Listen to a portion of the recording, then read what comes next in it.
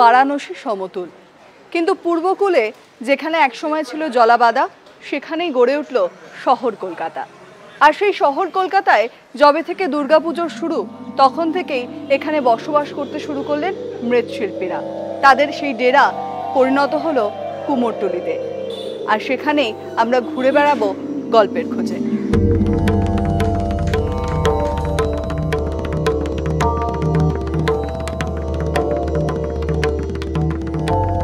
সিরাজদৌল্লা পরাজিত হওয়ার পর রাজা নবকৃষ্ণ এখানে উৎসব করার জন্যই দুর্গাপুজোটা নিয়ে আসে।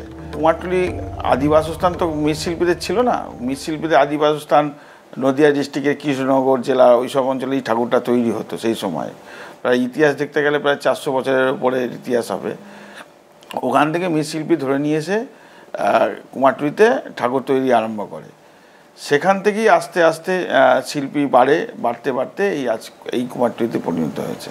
কেননা যেহেতু গঙ্গা দিয়ে মূলত তারা যাতায়াত করতে, জলপথটাই মূলত ব্যবহার করতো। তখন তো এত বাস ট্রেন এসব ছিল না। গঙ্গার পাড়টা যেন কুমারটুলির ধারে কাছেই ছিল। এত দূরে গঙ্গা দেখছেন না, আর আরও কাছে ছিল।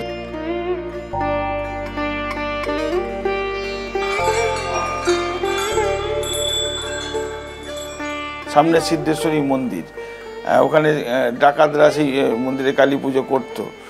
এইভাবে সুতানুর দিকে আস্তে আস্তে আমাদের এই কুমারটুলির পতন হয়।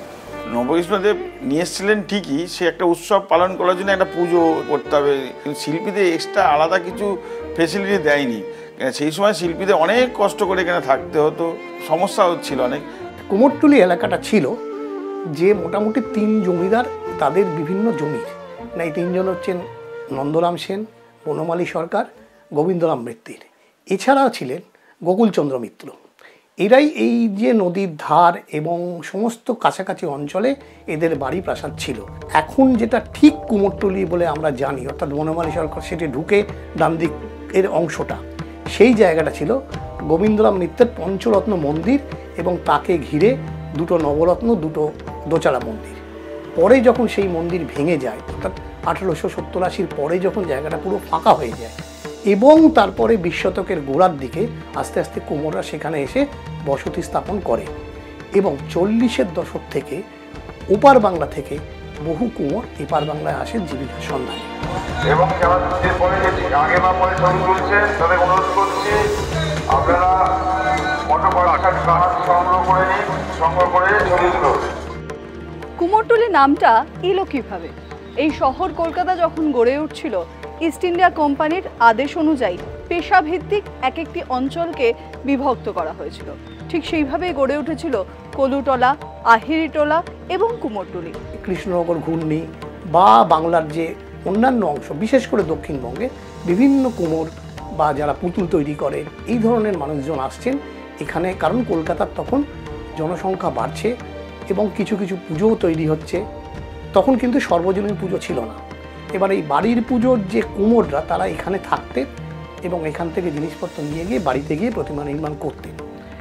20 শতকের গোড়ার দিক থেকে, অর্থাৎ 1910-এ ভবানীপুরে প্রথম পুজো শুরু হয়। প্রথমে বারোয়ারি, পরে এগুলো সর্বজনীন হয়। এই যে বারোয়ারি পুজো ক্রমাগত বাড়ছে, তখন সেই সব যে প্রতিমা, সেই প্রতিমা আস্তে আস্তে কুমোরটুলিতে তৈরি হওয়া শুরু হয়।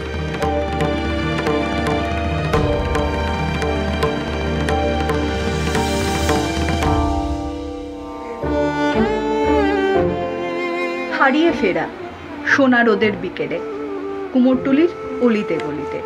আর ঘুরে ঘুরে কি দেখছি সেজে উঠছেন মা দুর্গা।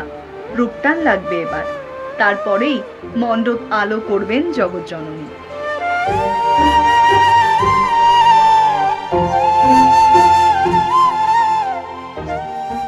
এখন যে কুমারটুলিটা 5 একর জায়গা নিয়ে কুমারটুলি, সেটা তো আগে ছিল না।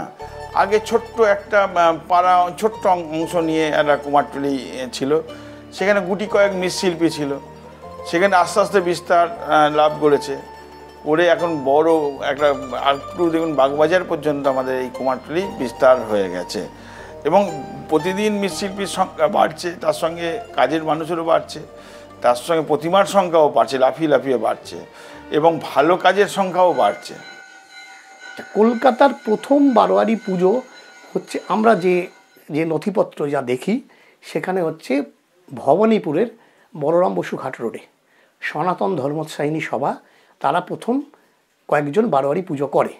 কিন্তু আমার অনুমান, এটার কোনো খাতায় কলমে হিসেব নেই, অনুমান সেই পুজোর যে প্রতিমা সেটা নির্মিত হয়েছিল ওখানেই এবং সেটা করেছিল কালীঘাটের পটুয়াপাড়ার লোকেরা। অর্থাৎ এই কুমোরটুলির সঙ্গে তার সম্পর্ক থাকার একেবারেই সম্ভাবনা নেই সাধারণভাবে। আচ্ছা, এখানে তার পরের বছর থেকে কিন্তু শামপুকুর, শিকদার বাগান, বাগবাজার অর্থাৎ উত্তরের পুজোগুলো বাড়তে শুরু করে। সেই সময় থেকেই কিন্তু আস্তে আস্তে কুমোরটুলির একটা রমরমা শুরু হয়।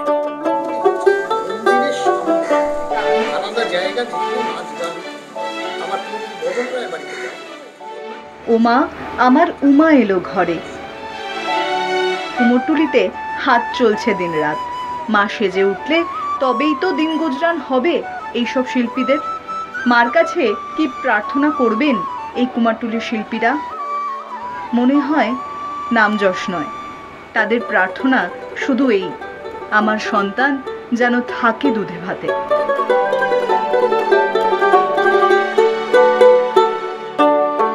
বছর ঘুরে মা আসেন বারবার।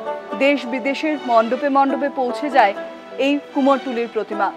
কিন্তু এই মৃৎশিল্পীদের জীবন, তাদের নাম বিসর্জনের সঙ্গে সঙ্গে তাও যেন চলে যায় গঙ্গার জলে।